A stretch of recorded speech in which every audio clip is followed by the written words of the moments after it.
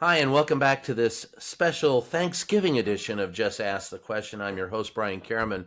With me today, Dr. Nolan Higdon. I see Nolan. You got you got the dress thing. You got the memo. It's, so, I'm glad to have you back. And on Thanksgiving, the thing I'm often most thankful for after friends and family, and and the sweet potato pie is the First Amendment, which we constantly find under bombardment. And you've had a lot to do with trying to straighten up journalism and the First Amendment. And so I wanted to dive in with something that I have to confess was, a column that I wrote the idea of which I stole from Carl Sagan about the scientific method.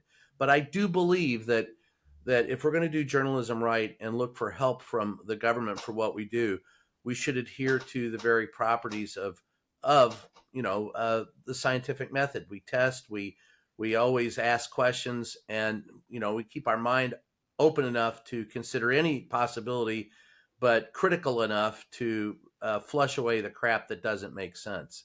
So the last time we got together and we talked about the First Amendment, man, it was great. So I wanted to have you back and talk a little bit more about it today. First, I'll ask you what you're thankful for. It is Thanksgiving. We're going to be airing on Thanksgiving, so I'll ask you, well, in a nutshell, what are you thankful for? I think I'm similar to you in this. Of course, friends and family, the people in our lives, I think we often take for granted. So it's very important to remind them we're thankful for them. And I too am really thankful for being in this country. As you get older and older in life, there's plenty of things I could critique this country about, and I've made a career out of doing it. But when you look around the globe, there's nowhere else I'd rather be, no other time I'd rather be here, as for as dark as things are. And I think one of the things you brought up, the First Amendment's a huge part of that. Especially if you engage in a lot of controversy, as I know you do and I do, you you start to think about, gosh, what places can I travel with some of the things I've said or published? That's something I usually don't have to worry about here in the United States. So I'm thankful for that. Well, yeah, I thought about Mary Bruce from ABC News, who asked a question in the Oval Office of Donald Trump and the Crown Prince of Saudi Arabia, uh, MBS, and she asked about his being responsible for the death of Washington Post journalist Jamal Khashoggi, and I I remarked in a column, I said, had she asked that question in Saudi Arabia, we probably would never see her again. So Donald Trump, tried to pull his tough guy stuff and said she was insubordinate, but she was able to ask it. And as far as I can tell, she's still walking around free. So, yeah, we do have, even though I criticize this country a bit, I mean, feel free to. I love it, but I feel it's not above criticism. But specifically about journalism, I go back to one of the people know there's something wrong, right? People who read, observe, listen, watch American journalism know that we've got a problem. But I think they incorrectly point to what the problem is. And Mhm. often they blame the left or the right. They say we're left leaning or right leaning. And I said, no, well, actually, I think we're just tilted towards money wherever, money is available. But I don't think, and this comes from spending a lot of time in the White House and 40 years of doing this damn job. Yes, I'm that old. 40, I know I look like I'm 19, but hey. But you do this job long enough and you find that people have preconceived notions, and that's not really a good way to be a reporter. So I think the scientific method applied, I think that journalism, to do it right, you have to apply the scientific method to fact gathering and the dissemination of news, and that's the art of communication. Your thoughts? Yeah, I think you're spot on, and I would say two things. One about the for profit model. I agree that the right versus left, it's a convenient framing that they think is going to make them money. But if they really want to make money, they should recognize that having credibility in the long run is going to be more important than the money you'll make in the short run. And I think a lot of news outlets are facing that reality right now, where they're doing good reporting, but their whole image has been destroyed due to poor reporting and hyper partisan narratives previously. And to your point about the scientific method, One of the things that journalists are supposed to do, one of the reasons we've really been hesitant to have any government regulation of journalism, which I think is a good thing, is the industry has always said, like, look, we are going to try and outscoop each other. If another news outlet gets something wrong, it's great for us to point that out. And that kind of competition is going to allow truth to proliferate. But that increasingly hasn't happened. Folks who've had shoddy reporting, you can go back to like a Judith Miller with the 2003 invasion of Iraq, or even some of the shoddy stuff around kind of Russiagate with Rachel Maddow. These folks got rewarded with bigger salaries and new like network positions. And I think that's Yeah. also kind of a problem as well, is there's not a lot of accountability in the industry for folks who do screw up when they screw up bad. Yeah, I recommend. Well, look, man, when I first started out in newspaper, every place had an ombudsman. Everybody had someone who went back, fact checked, and reported on your mistakes and the newspaper's mistakes in the newspaper or on television or in radio. Now, mind you, readers and viewers and listeners always said, well, you put that at the very end, or you put it on page two, and you put your screw ups on page one. But at least we were reporting them. And that to me is one of the greatest gifts that we can give to, we demand transparency from the government. We have to deliver it. Those who want respect show respect. So respecting our audience and correcting our mistakes, I think, enhances our credibility. It doesn't take away from it. It's the inability to recognize that you screwed up. It's the inability to accept responsibility for what you've done.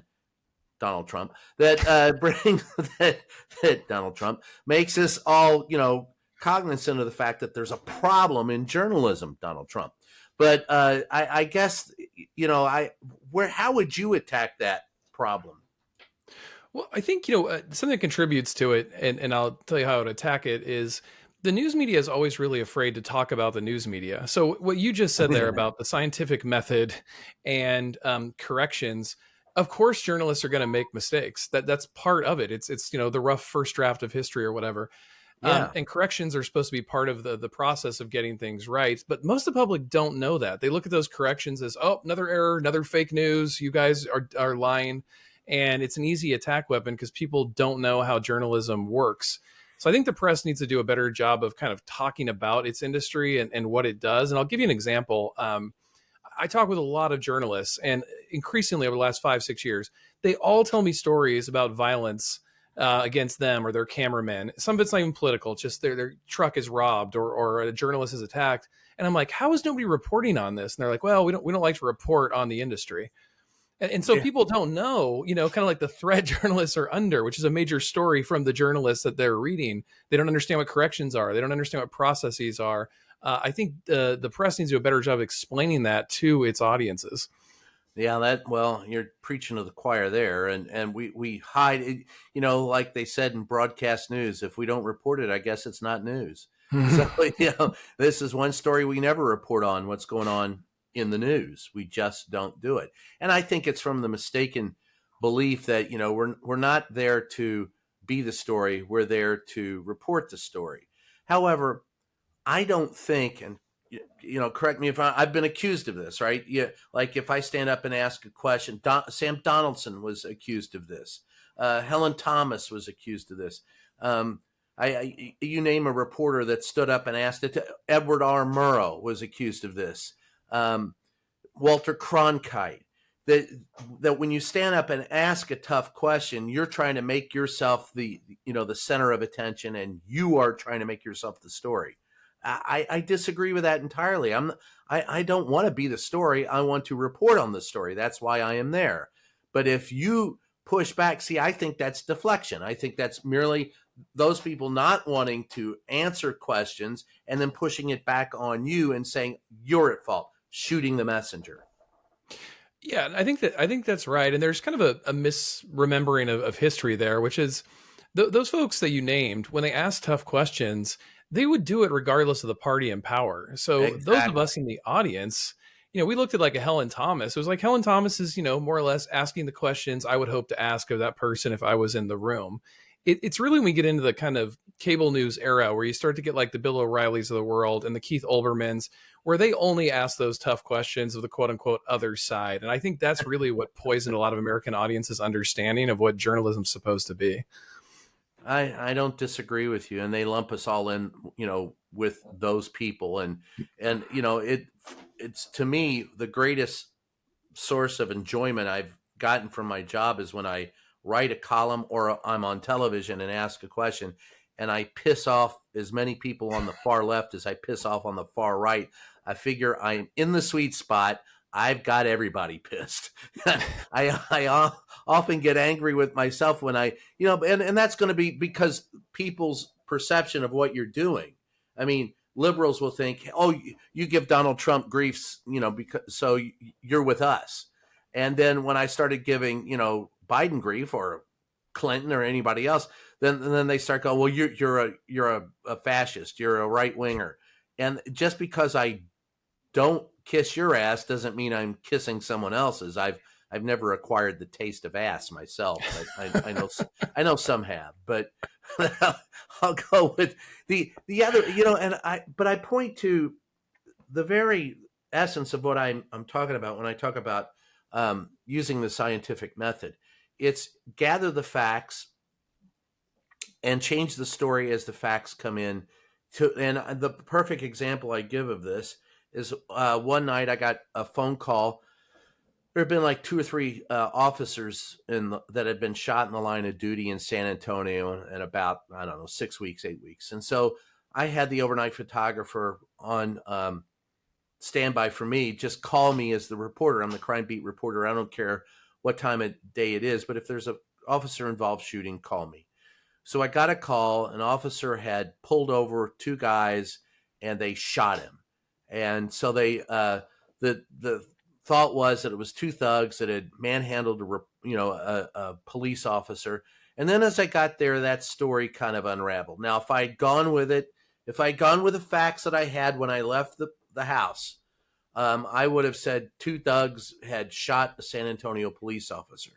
And then as I get into this story and I start interviewing people and I check on who the police officer is and I check on who the people are that have been arrested and the ones that are still at large, the two brothers had run from the scene. As I got into that, it became increasingly evident that narrative was false. That what had happened is that the police officer had acted weirdly and had started the altercation, and the two brothers, see, they were two Hispanic brothers on the white side of town at night, so they must have been up to no good. And then as it turns out, it was 6 weeks later when the autopsy report came out, this guy had died. He had been speedballing at the time of his death. He was gacked to the gills on coke and heroin and had started the fight, and there was a witness. And so the whole dynamic changed as more information became available. And that, I think, is the problem. We don't explain to people how the narrative develops. I don't know. That's what I was trying to make clear, but maybe I didn't. No, I think you do. I think you make that clear, but I think it's also important for journalists to remember there's only so much they can do. I mean, I always encourage journalists to do exactly what you did, which is slow down and report the facts as they come in. I do always believe, even if you're going to get a bunch of flack in the short term, in the long term, you'll be remembered as doing good journalism, and that'll be more beneficial to your career and democracy moving forward.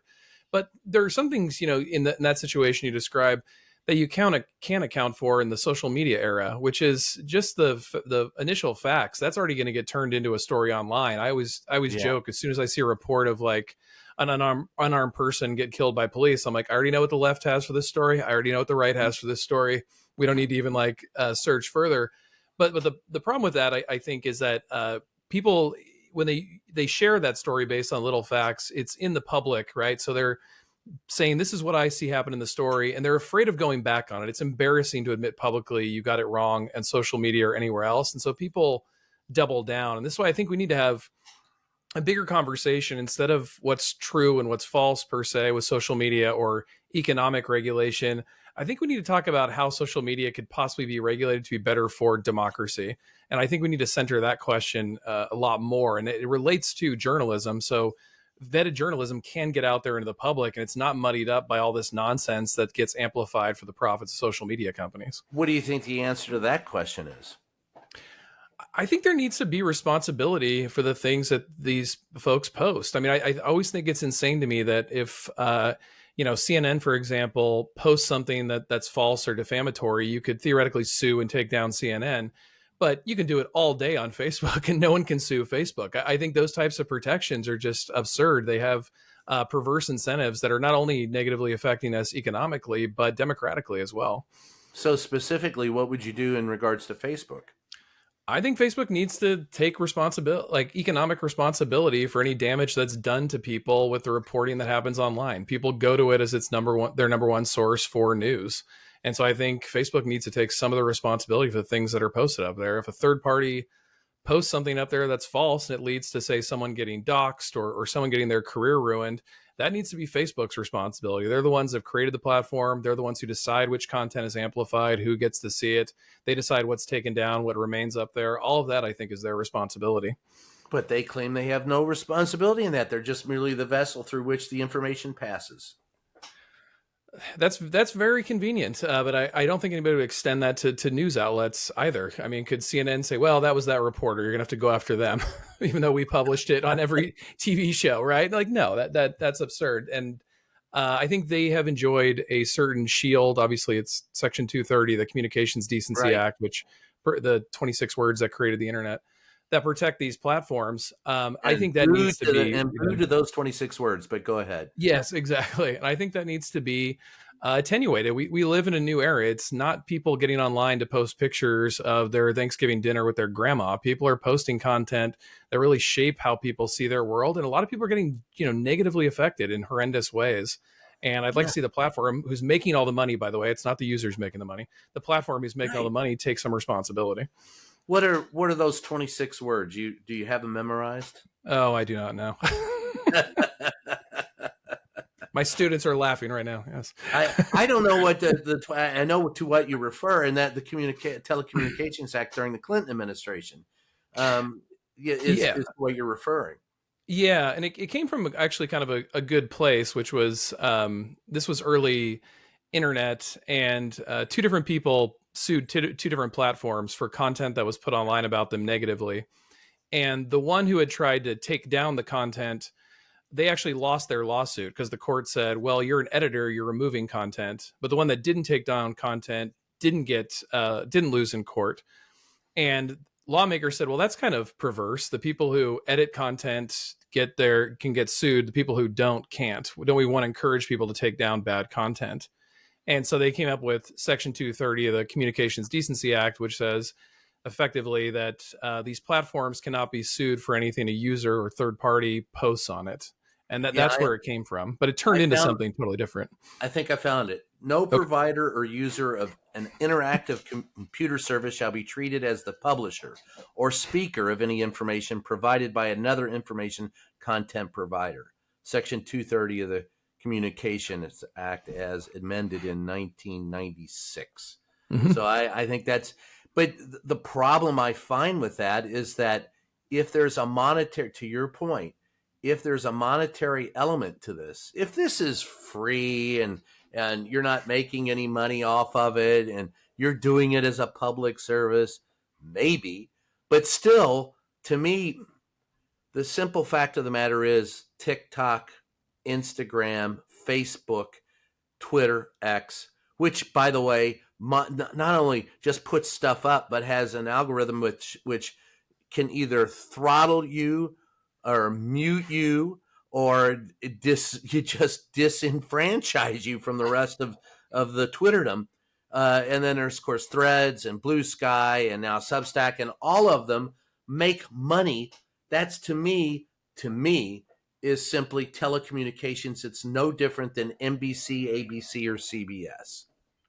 Absolutely, and I think except you're not paying the people. You found it the best way in the world to get information out there. You don't have to pay for any of it. You just make money off of it. Absolutely. So you're not even paying them, and you're making these massive profits off of this content. And there's been a lot of recent studies that the algorithms on all these platforms, maybe not Blue Sky, but all the others have changed to where you're increasingly seeing the majority of content is from people you don't know. So it's no longer this kind of tool. They said it's like the telephone line. You call your friends. That's not true anymore. Increasingly, people are seeing content from people they don't know. It's the same as sitting down and watching television. Other providers are sending content at you, and I think we need to attenuate the regulatory framework to fit these changes. How would you do that?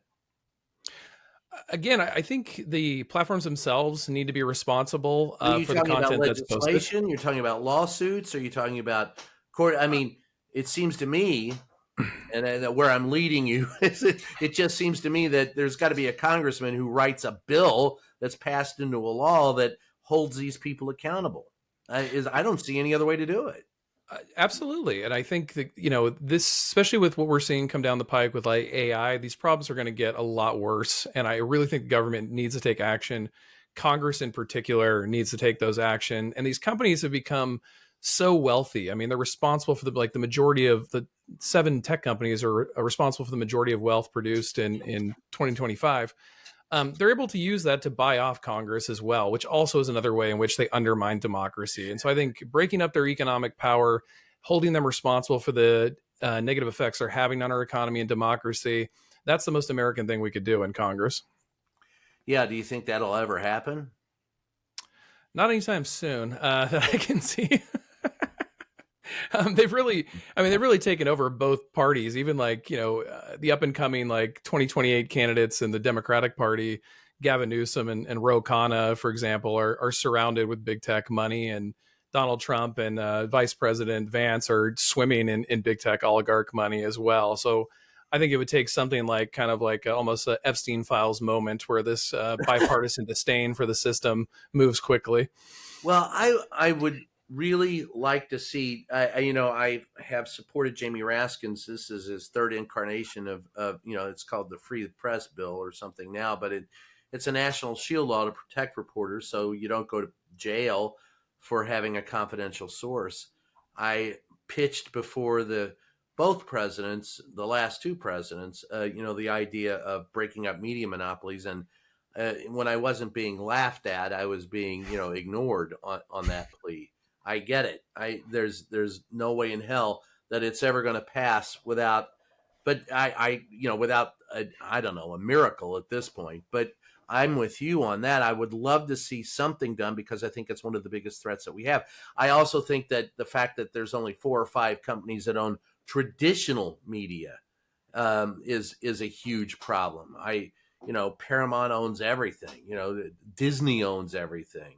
That's, at the end of the day, there are very few independent voices. I don't think that we're doing journalism very well, and I think it's upon the reporters who are in the field to up their game. But it's not. I don't think it leads to a solution unless the owners and the upper management changes theirs. I agree, and that's again, you have to get rid of some of those, economic incentives. And a moment ago, you asked about, do I think this change could take place? I do think one kind of area possibly of hope is you do see Silicon Valley and big tech. They have much more of a negative image than they had just about 10 years ago. And one thing that is kind of bubbling under the surface, and I'm wondering if this is going to become more mainstream, but energy costs are going up through the roof, potential in a lot of like urban communities, and they're close to those that live near these data centers, which are powering AI. And if you could tie the kind of economic and local degradation to some of these questions, then I think you could get a much bigger movement against big tech. But right now, big tech is just so powerful. It's very difficult legislatively to push back against them.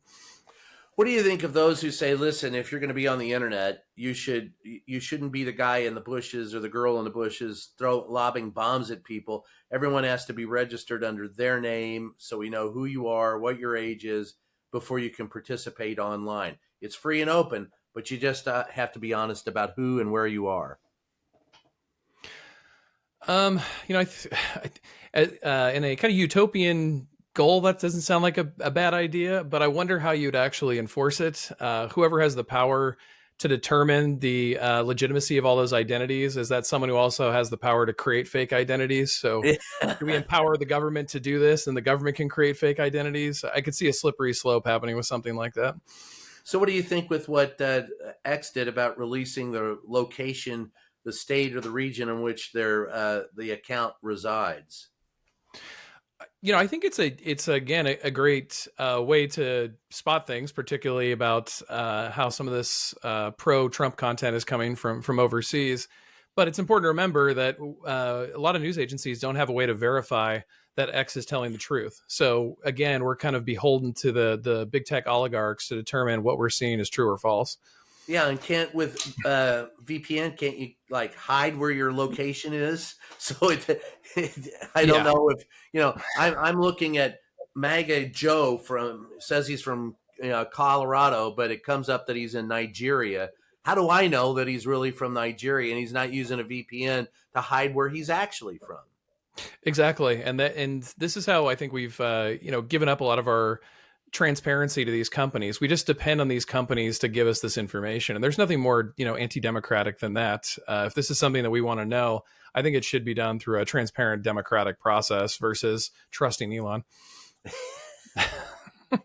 Well, what, the world's first trillionaire who had Doge and was supposed to save us billions, but actually cost us more than 1.35 billion? You don't trust him? God, didn't that backfire? I mean, talk about an argument Republicans have had for 40 years about waste in government. And then they got an opportunity to cut it and they couldn't find the waste they promised to cut. Well, the thing about that is that's not even understanding the budgetary process. There's about, as far as discretionary spending goes, that's what 8% of the budget, and I'm just pulling that number out of thin air. I forget what it is, but it's very low. And the set spending, if you really want to change the spending, you got to go. I don't know, actually make a budget, but that instead of a continuing resolution, let's just continue the way it is. How is it? I don't know. Let's just continue. There's no oversight. So how do you find any, you know, I love the concept of cutting unneeded expenses, but Doge just fired people indiscriminately, cost the country more, ruined air traffic control, and Donald Trump and and his minion, that guy Elon Tusk, just walked away with grins and smiles. It could claim that they've done something they never did. And data, right? I mean, they're collecting all this data from the government, and now that the Doge has cut down or stopped operating early, it's not going to give its final report. That means we're not going to know what data it collected or what it did with it either, and that's a lot of personal data of U.S. citizens that theoretically could have been accessed and shared. How do you find out if your data's been shared? You go to the platform provider and ask them very nicely if they'll share that information with you, and they'll probably give you a big middle finger. Yes, a very large $1 trillion middle Yeah. finger. Well, you have absolutely no recourse. I hear people going, you can go on the dark web and find it out. No, that's, that's not how it works. But see, I find that indicative of the lack of knowledge of what's actually going on in today's media. So, I mean, I'm thankful for what Thanksgiving. I'm thankful for what rudimentary skills I have in gathering information, but man, I remain skeptical on whether or not we're actually doing anything that will help the American public through the gathering of such information. I don't see it as being beneficial to the country at all. I see it as detrimental. Or am I overstating it?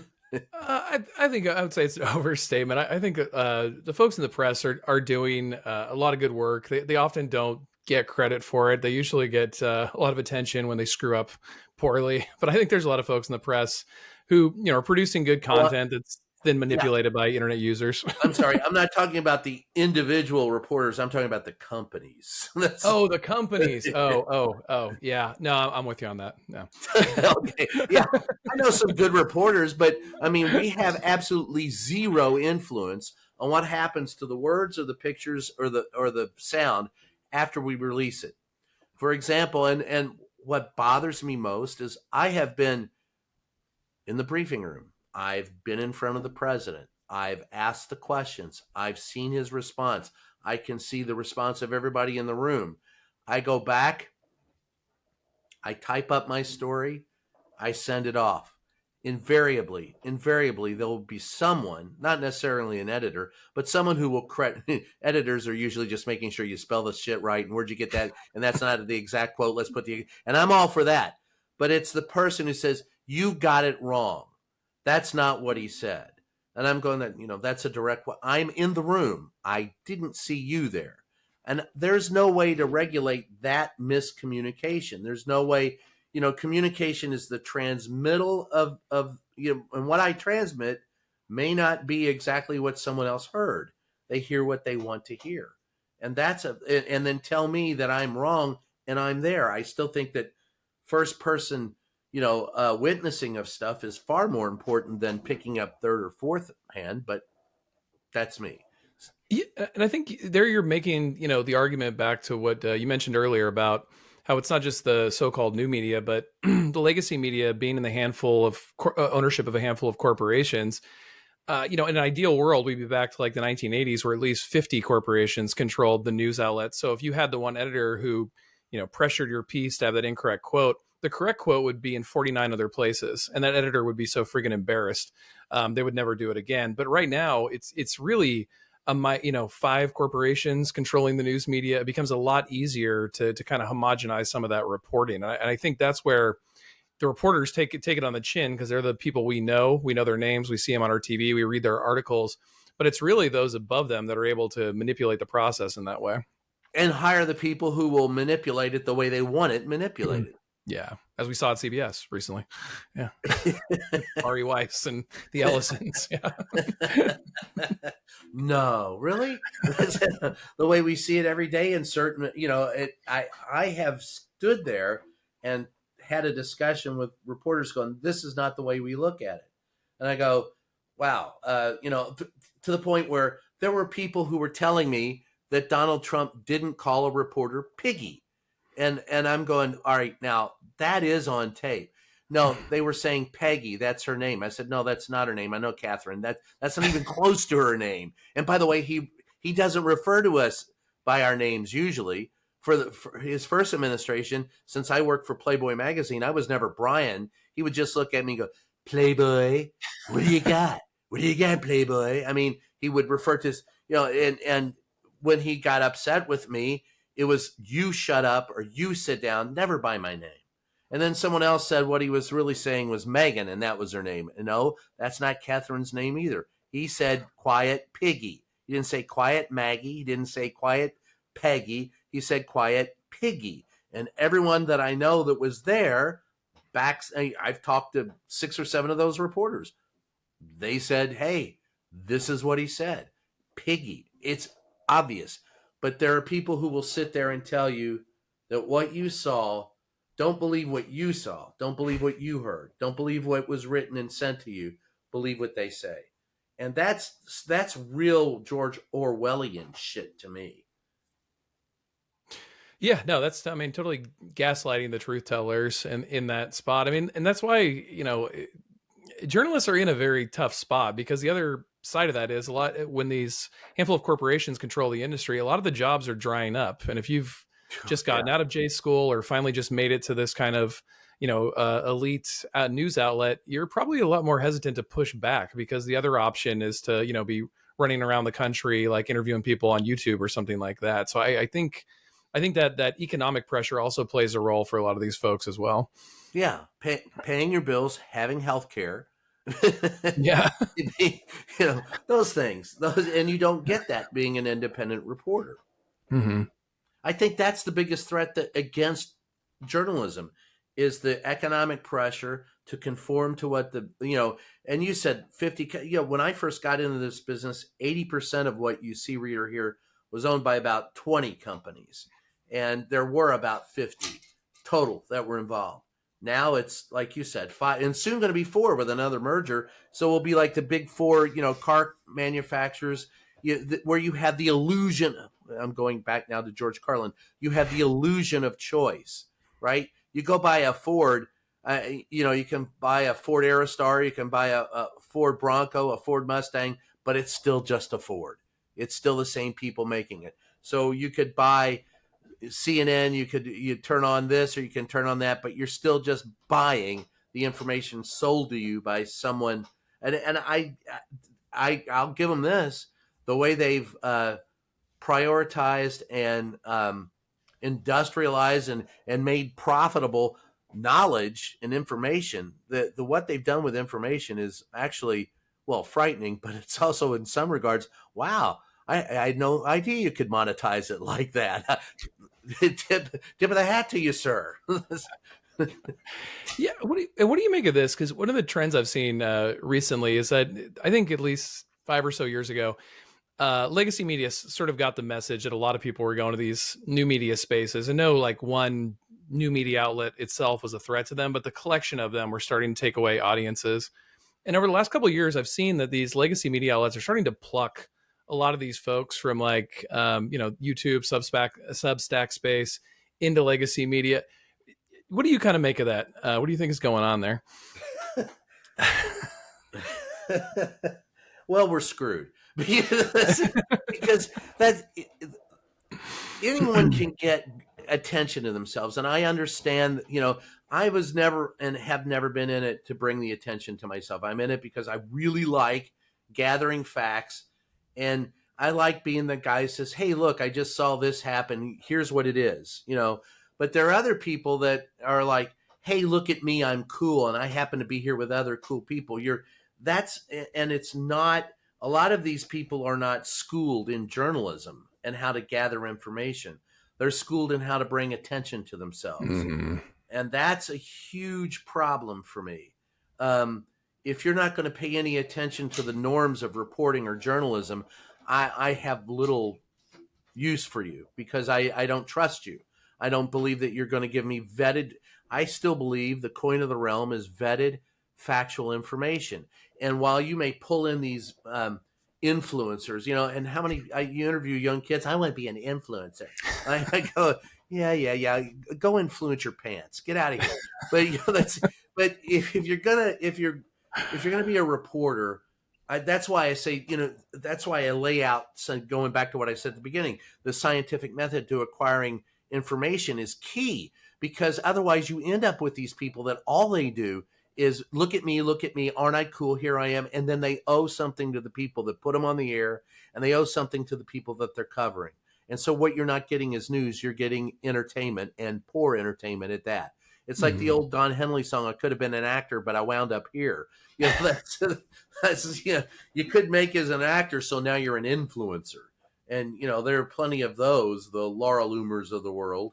That's I you talk about, she ended up in my feed on X, and I don't even know why. I don't follow her. I don't want to have any. All of a sudden, I'm scrolling through my feed, and there she is, and all these other people I've never heard of who are telling me that the world is flat, that Holocaust didn't happen, Donald Trump is, the next incarnation of Jesus Christ, and by the way, let's go to Mars and live there. I mean, that's all I get on X anymore. That's what I'm saying. Those people who are on like X, like Laura Loomer is a prime example. They know how to get attention. And that's how they end up, I think, in these Yeah. legacy media spaces. I've seen like Abby Phillips show on CNN. It's really like a kind of now a high broadcast quality internet show. She gets a lot of people with hot takes. People have an internet, following, like a Ben Shapiro or something like that. And then it's just dribble. It's no journalist, but they talk for like an hour. And Abby Phillips, tries to ask somewhat journalistic questions, but they're lost in the fray of partisanship. And I just see the industry going in that direction, and it's almost like they're trying to just add the legacy media broadcast quality to this new media attention space, as you call it. And I'm worried that's kind of the direction of where we're heading now.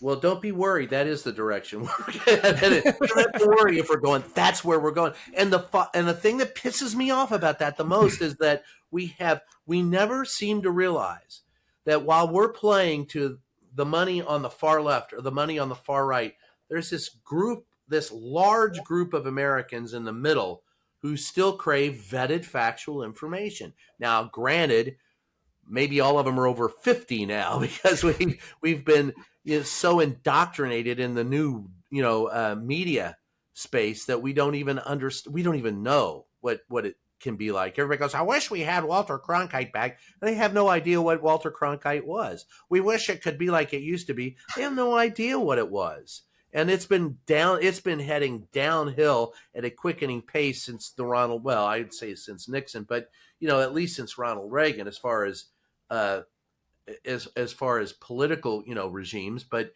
as far as there, I don't think there was. You tell me. Do you think there was ever a golden age for journalism? No, I mean, I think there's always problems, just like any industry, with the flow of information. I one thing that I do call the golden age, I get pushback for it, is the middle of the 20th century, because immediately folks will say, yeah, there was less women, less people of color, which is true in the dominant media Yeah. outlets, but there was so many more media outlets that there were actually news outlets run by and catered to those groups. You can go back to like Jet Magazine and Ebony. Yes. You can go back to Now. Those kinds of things would never be in a mainstream legacy space now to that kind of degree. So it's, yes, there was an underrepresentation in like the dominant media, but there was more opportunities for spreading media for those groups, I think, and reaching a larger audience back then. But today, it's now just a bunch of niche audiences. You can get a following of a handful of people, and as long as they're paying, you can make a career for yourself. But nationally, we're just having a million different conversations at once, which makes it difficult to achieve big things. Like you and I were talking earlier about protecting democracy by protecting journalism and possibly some regulation around big tech. That's a huge project. It's multifaceted. It would take um, a big education throughout the media system to tell people what's going on and why it's important. I mean, that's like a Herculean task in this media environment. We'd immediately be attacked as, socialists by the conservatives, and attacked as fascists by the leftists, and I mean, it would go down in flames. There'd be AI videos of you and I doing all sorts of horrible things and blah blah blah, right? Like, Here's an AI video. We saw the two of them killing small chipmunks. Here they are. Worse, you want a raping chipmunk small killer? chipmunks. Yeah, that's. Yeah, I agree. That's. But to your point, 50. I don't think there's ever been a golden age of journalism, but and I believe that it was better, than it is now. And to your point, yes, Jet Magazine, Look, Life, uh, which all were national magazines, but there's just nothing left. And more importantly, there are vast media deserts in the United States where there is no local journalism, which is the backbone of journalism. Most major stories started at a local level.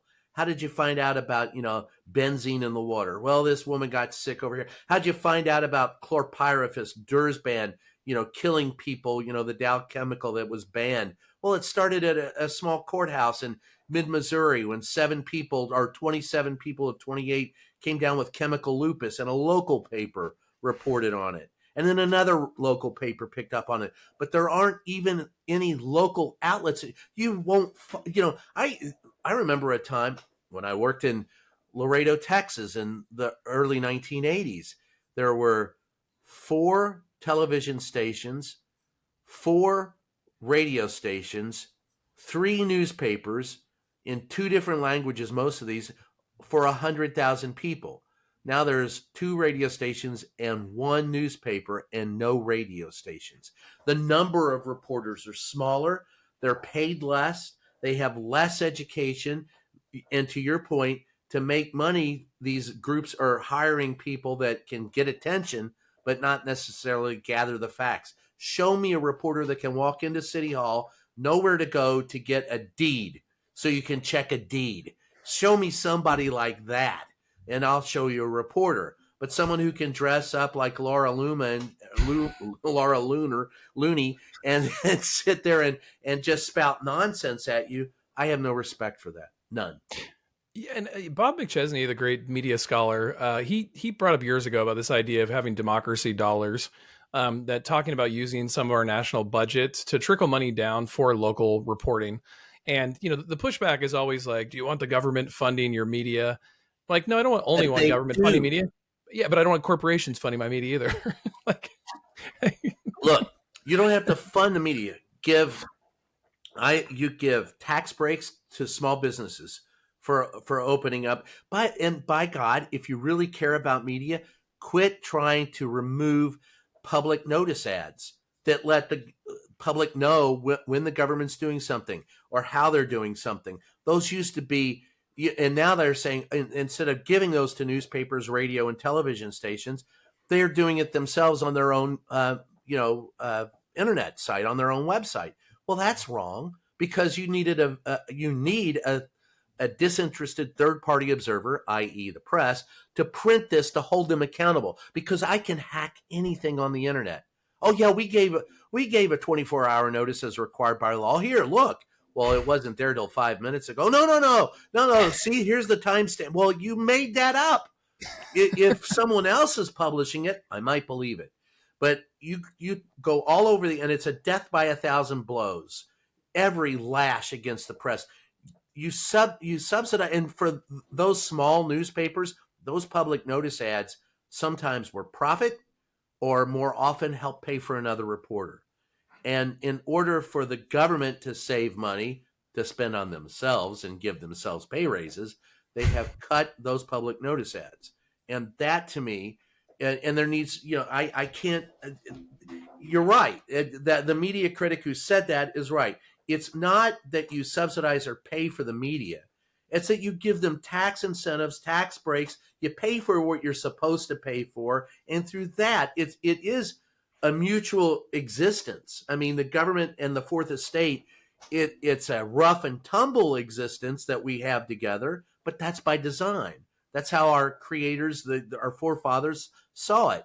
But if you're going to take away all and make everything accountable, if nothing is anything more than what we can make and how much money we can make, and then you take away the money that the press can make, you've killed the press. You've killed it. There's just huge media deserts where there's nothing. Yeah, and in the process, you kill democracy. I mean, right? You said this mutual relationship. Democracy depends on it. You need a vibrant press, not just to be antagonistic toward government, which is certainly important, but also to communicate some of the things that are going on in government. Think of things like the COVID-19 pandemic. A lot of things that the government wanted or recommendations, they were communicated through like news media. Like you need that back and forth relationship. And I think if we kind of couch it in that way, where it's democracy dollars for the press, that makes more sense. Or right now we talk too much about the press as kind of like a pain, a bunch of liars and fake news. And that's really what's, I think, hurting the industry and anti-democratic in the process. Well, and I think it's by design. Oh yeah, of course. Yeah. I think it's all by design. It's because the government doesn't want a free press. They have found that those in power do not like to be questioned. And folks, I'm saying that for both sides of the aisle. They don't like being questioned. Wilbur Mills didn't like being found out he was screwing around. If you want to go back that far, Teddy Kennedy didn't want people to know about Chappaquiddick. But, and Donald Trump surely to God doesn't want anyone to know anything that he's doing because none of it is legal. but he's a symptom. He's not a cause. He's merely a symptom. Amen. And I've said that for a long time. Careful what you wish for or where you're going. You might actually get there. And I think we're there. There are a lot of warning signs along the way. So what would be your wish list you'd have three things that you wanted to it's Thanksgiving. Let's give thanks. You've got the three things that you could wish for that you could suddenly be thankful or real. What would they be for the free press? One, I would like to see a much larger free press industry, a lot more jobs, a lot more news outlets, kind of the diversity that we talked about. I'd like to see the industry itself do a better job of weeding out those who are there for all the wrong reasons, those who are focused on attention or hyper partisanship, and those types of things. And lastly, I'd like to see the press be highly respected by the people because it gives them a reason to be highly respected by the people. And I think those are three things I'd really like to see from the press moving forward. I would like to see them break up the media monopolies. That is number one. And then once you break up the media monopolies, hire people of experience so they know what the fuck they're supposed to be doing. And that cures number two. And then what was number three? Being respected. When you vetted factual information. I will say this. Everybody says we're supposed to speak truth to power. Whose truth? Whose truth? There's 4,000 different fucking religions on this planet. Each one of them has a truth. So I don't think it's truth to power. I think it's vetted factual information to power. And if we stick to that, I think we got a shot at it. So I guess I agree with you on those top three. I would just label them differently. Nolan, it's great to have you here. God, we could do this again. I have to have you back. We got to do it some more. But for Thanksgiving, I'll leave you with thanks. I hope the best for your family and have a happy Thanksgiving. And what's your favorite food? I got to ask you that. No turkey. But everybody says turkey. So, what's your favorite side dish for Thanksgiving? Oh, my Kentucky showing, so we're smoking a brisket this year. But my favorite side Whoa. is stuffing. I love the stuffing. I'm a Oh, I sucker love for a it. good stuffing. Yeah, Oh, that's right. Your Kentucky side is showing. yeah, I forgot we share that. yeah. That's where again in Kentucky? Davis Right. County out in Owensboro. Owensboro. Oh, David Boswell country. I Yeah, don't know if you remember him. Do you remember him? I worked for his. He ran for lieutenant governor, and in the same year that John Y. Brown, no, Brereton Jones, I can't remember. James Carville was and we all went to Fancy Farm and fought it out at Fancy Farm. But David Boswell was from Owensboro, and so is Johnny Depp. I right. yeah. Yep, yeah. Yeah, and right across, I remember going to the races, the river races there, Hmm. not too far away. It's small world, brother. Oh, and there's always some great bourbon in Kentucky. So, all Amen. right, what's your favorite Kentucky bourbon? I've been old school. I like the Maker's Mark, but I like a lot of the Woodford Reserve and stuff. Good. Okay, I'm gonna go with my dad's friend when he was growing up, Hunter Thompson's favorite bourbon, and Nice. and that would be the Kickin' Chicken, Wild Turkey 101. That was my old man's favorite. That'll lay you low, put hair on your chest, and make you wonder what happened to Tuesday and Wednesday when you wake up the following Monday. What the hell happened to this? But anyway, Nolan, it's always a pleasure, brother. Happy Thanksgiving to you. I'll say my favorite, also from my Southern upbringing, sweet potato pie. That's better than pumpkin pie every day. Happy Thanksgiving, Brian. You and all listeners as well. You, thanks, brother. Have a good one. You too. This is just, maybe I'll end the show. This is Just Ask the Question. I'm your host, Brian Karam. Thanks for joining us, and we'll catch you next time.